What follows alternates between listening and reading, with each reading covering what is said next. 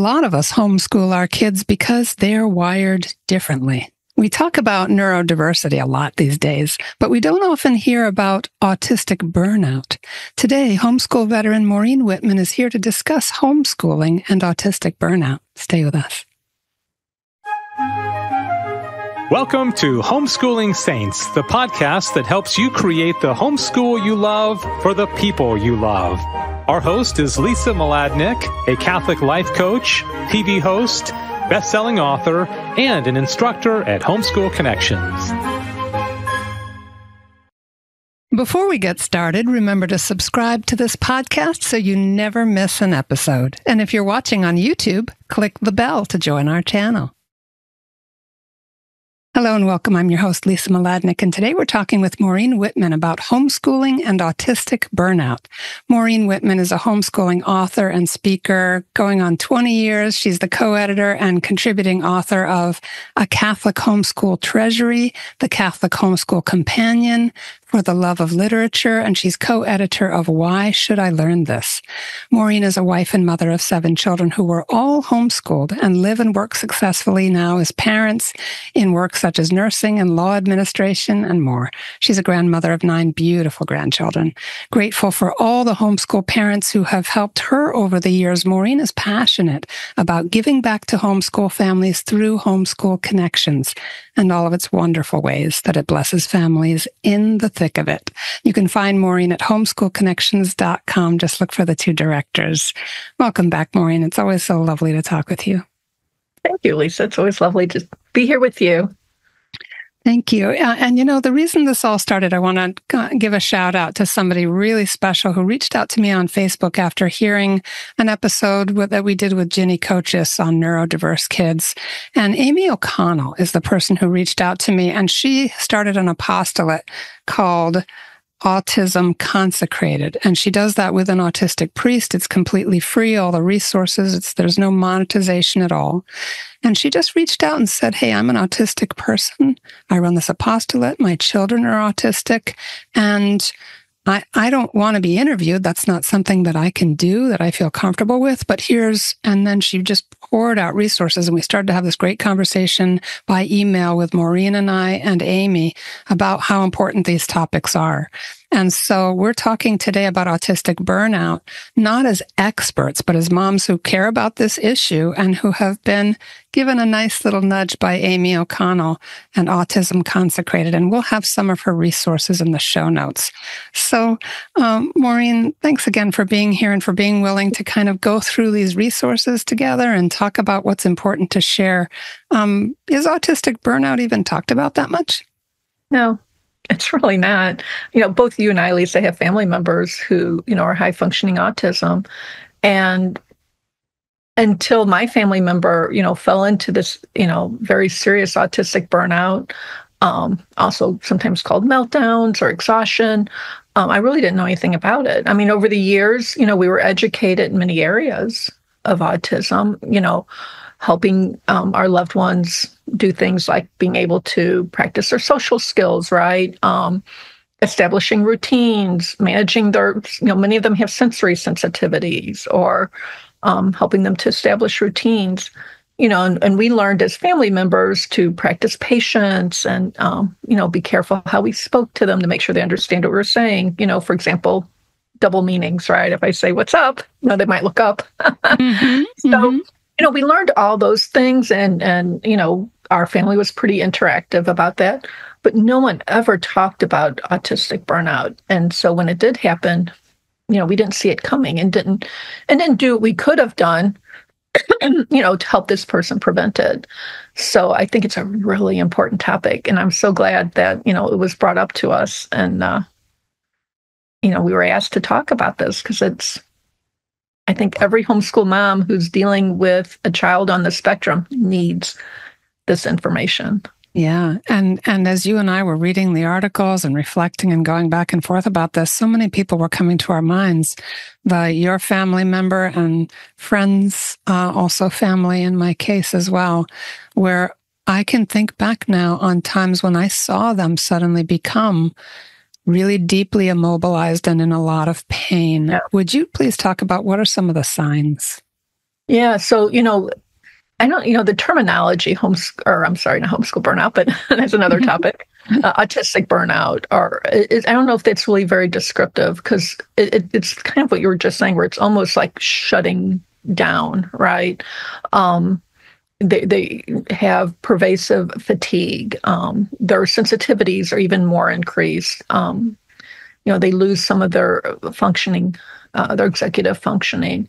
So, you need to be looking for that, or difficulty managing their emotions, just wanting to sleep all the time, having trouble adapting to any kind of change. And it can also lead to even depression or suicidal thoughts. So it really is almost life, what's the word I'm looking for? It's just really vital that we're aware of this, and that we recognize it, and we have the tools we need to help our loved ones dealing with this. Yeah, it's almost like tuning into a frequency. If we're not aware of the symptoms, we don't hear the cries for help in the messy room, the refusal to get out of bed, the just suddenly not able to cope with the routines that were in place that used to be helpful, not being able to take those steps anymore. And that might look like teenage rebellion. Right? We might just think how many teenagers have messy rooms, Exactly. But you have a child who's pretty neat, and most of the autistic people I know are very particular about neatness. And then suddenly their room is pigsty, right? Yeah. Or they're normally really intrigued and reading or learning science or whatever, and then all of a sudden they're just withdrawn. We need to act on that as soon as we see it.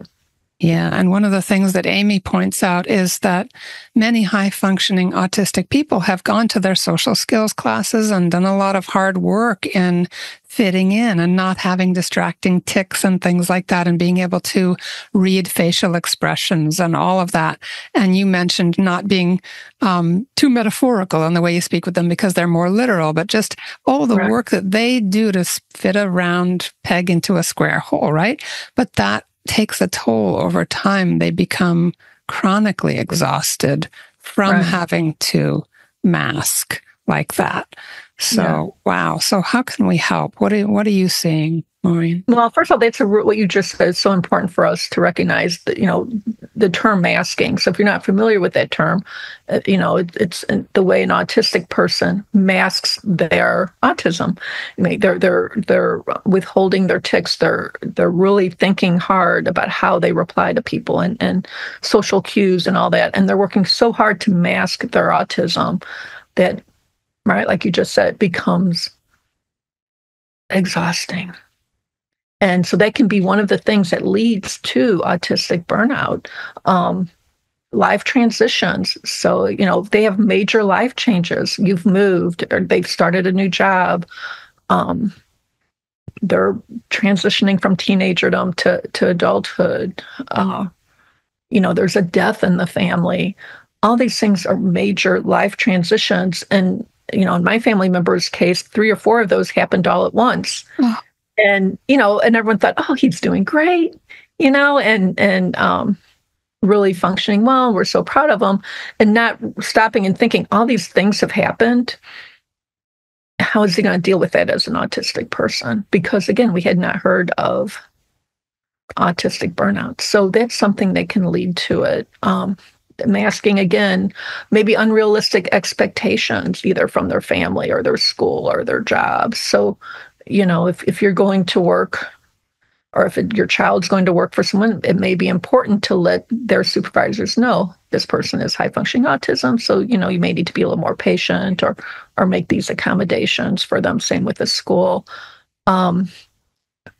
Sensory overload, like not having enough support, with those sensory needs. Dealing with social situations. Again, not having enough support for mental health.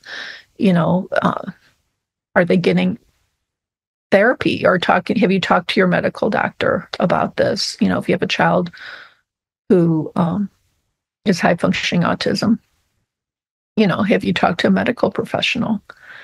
or look for local resources, to make sure that you're guiding them through life to help them prevent burnout from coming.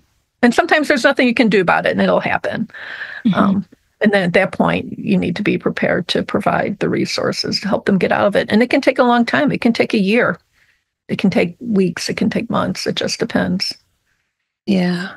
Yeah. And one of the articles that Aimee sent to us was about burnout. And the woman writing the article said that she didn't realize she had spent most of her adult life battling in and out of burnout because she wasn't even diagnosed as being on the spectrum. So she didn't realize why she was so tapped out, why she had such highs and lows and times of depression even, until she started to figure it out. And one of the things that intrigued me is something that all homeschoolers need to keep in mind, which is how do we strike the balance between what we do and who we are, and what feeds and refreshes us, what gives us space to be restored in the Lord, in our bodies, in our hearts.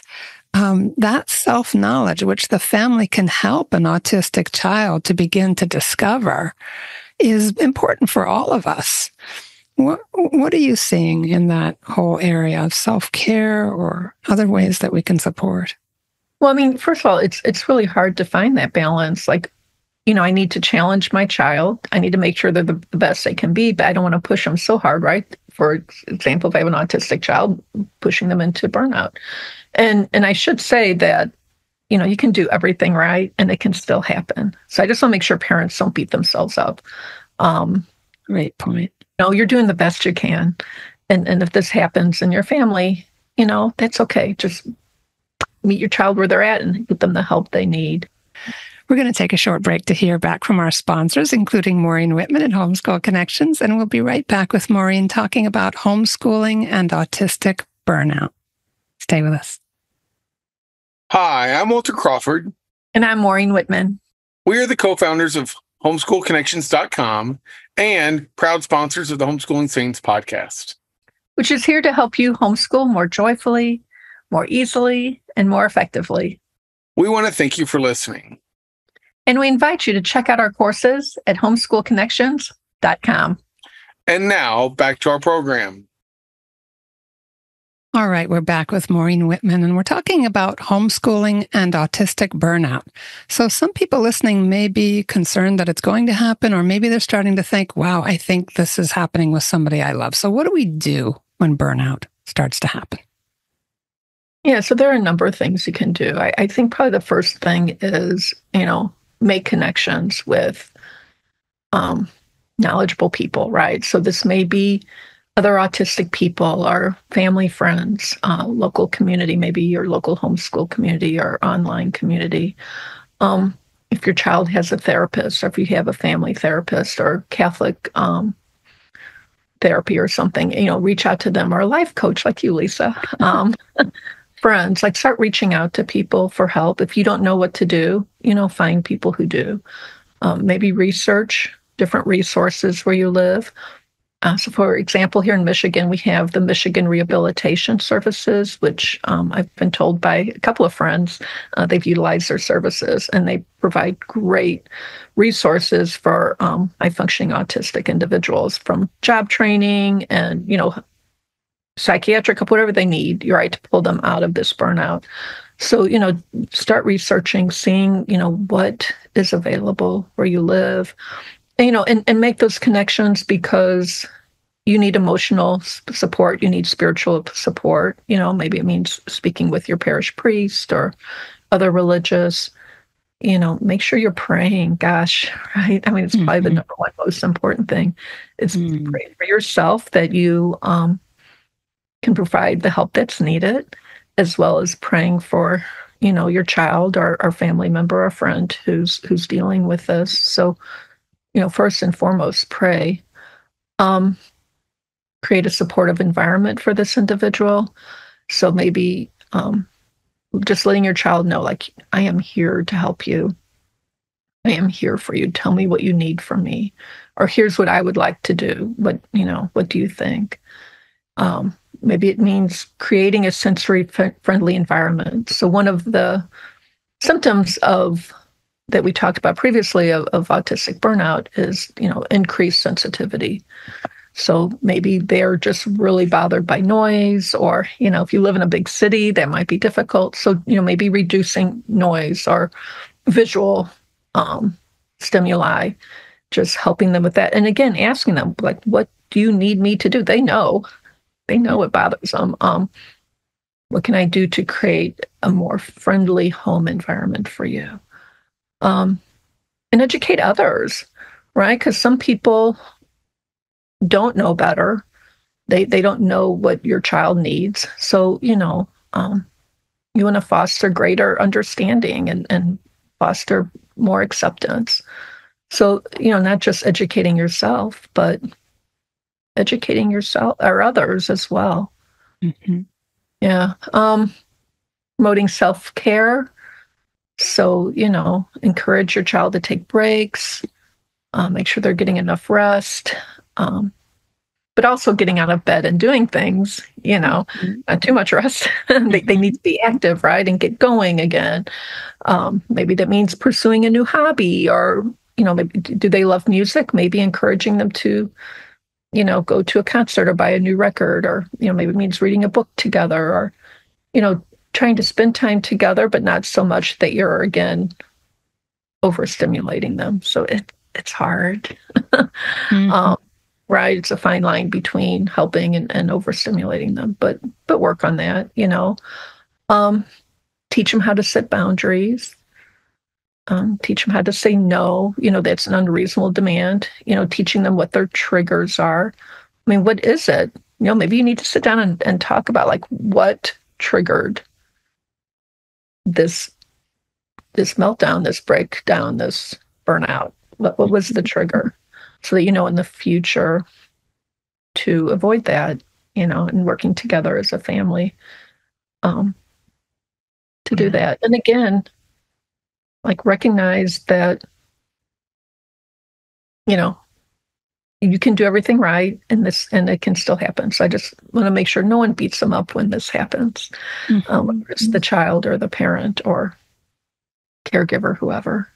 Right. We can't expect the child or the parent to be experts at what's going on and to have all the answers. So it's going to be an exploration. It's going to be a learning laboratory. But just the fact that the family cares, speaks the language of what they're walking through, navigating, is just going to be so different from them being the odd person out and everybody else has it so easy, or they're misunderstood, or whatever it is. When the family puts language to the problem and approaches it with compassion, now we're building a set of skills and self-awareness of this unique and unrepeatable image bearer of God, right? That's part of the problem that I noticed in some of the articles, is that with having to fit in, that exhausting task of trying so hard to fit in, they can lose a sense of their own identity and preciousness.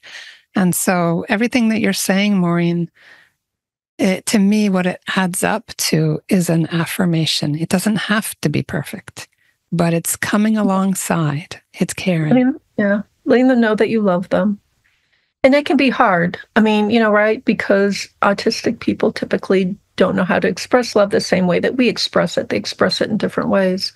You may have a child who is not really capable of saying, I love you, or hugging you, or kissing you, but they do love you. And so you need to be reminded to always let them know that you love them just how they're made. And like you said, right, made in the image of God and therefore beautiful. And reminding them of that. You are created in the image of God, praying with them, praying over them, making sure they're getting the sacraments. And, if they're in a place where they can't leave the house, maybe the sacraments come to them. Maybe the Eucharist is brought to them. So that's important too, the spiritual aspect, and reminding them they are loved and they are beautiful. And it's like we were talking earlier, right, about God's wildflowers. So I was just thinking about that. Yeah. So, I first heard that term like 25 years ago in the old Catholic Home Educator magazine. And they had a column called God's Wildflowers, which was all about learning disabilities and learning differently. And the idea was that, a wildflower is just as beautiful and smells just as sweet as a cultivated rose. And sometimes our special needs children are God's wildflowers. They smell just as sweet and are just as beautiful. And so, we have to recognize that even though they learn different, even though they see the world differently, even though they act and think differently, they have so much to offer. They have their own gifts to share, So, like our family member, he thinks in a way that's so interesting. I love having conversations with him because his thought process is different, and he comes to these really amazing conclusions. And when he smiles, it just lights up a room. It doesn't happen a lot, but when it does, you're like, wow, this beautiful smile.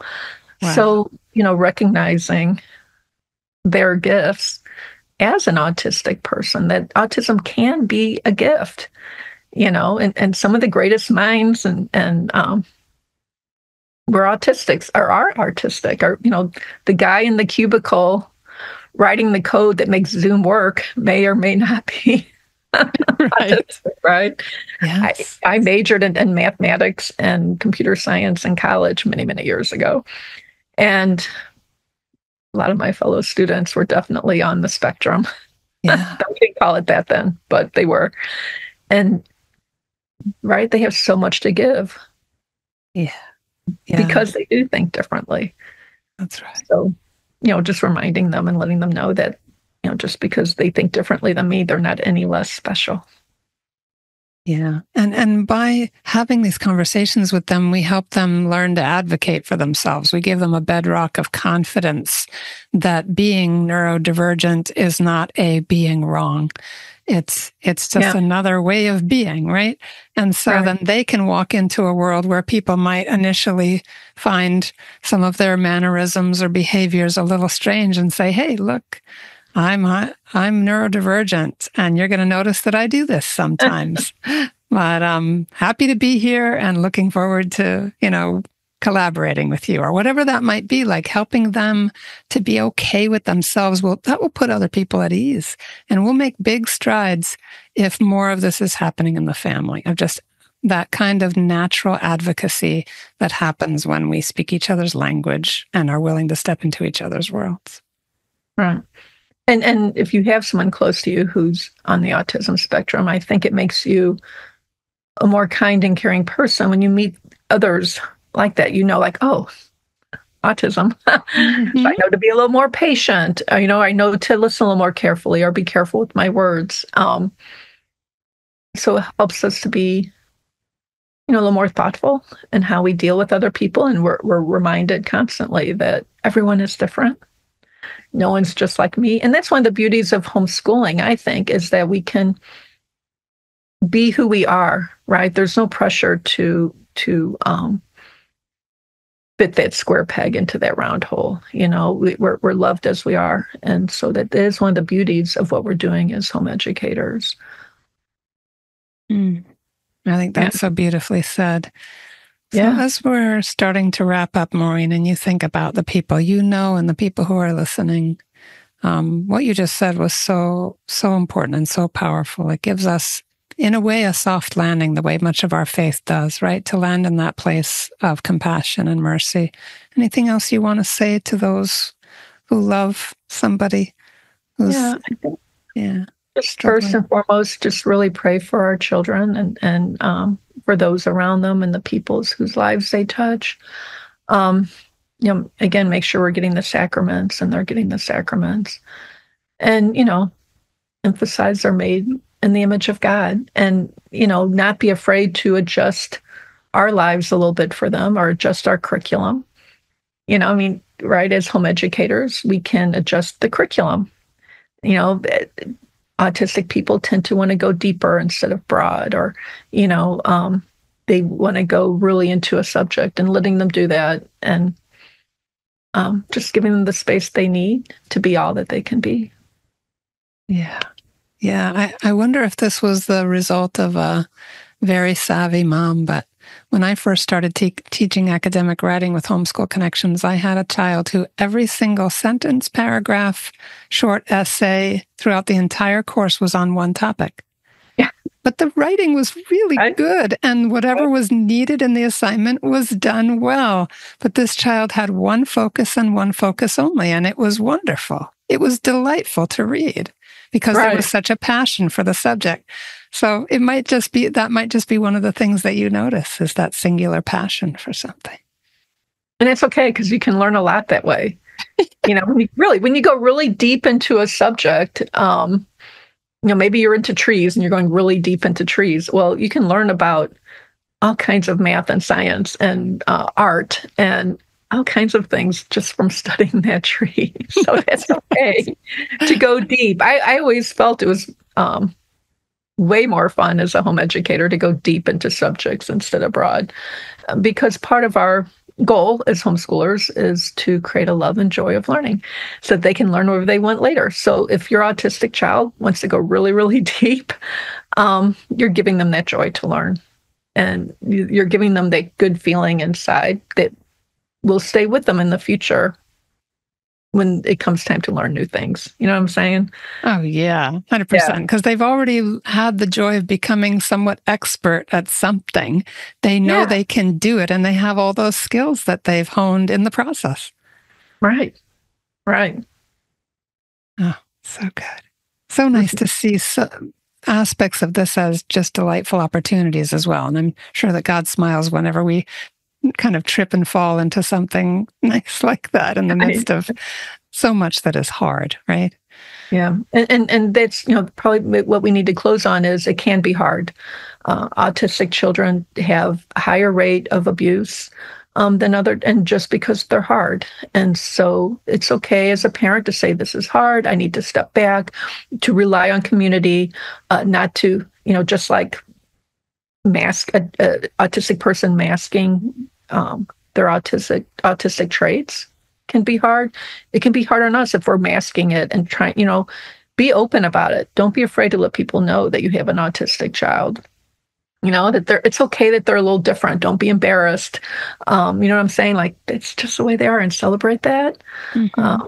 And that's going to help you have a little more peace of mind and peace in your family too, and help your child feel more welcomed instead of as an outcast. So make sure that you're not masking either. Mm. Great. Great tip. Yeah, we got to watch out for that. All right. Maureen Wittmann, thank you so much for being with us. Find Maureen at homeschoolconnections.com, and there's a whole list of her books in her bio too. She's written some fantastic books that are great resources for homeschoolers.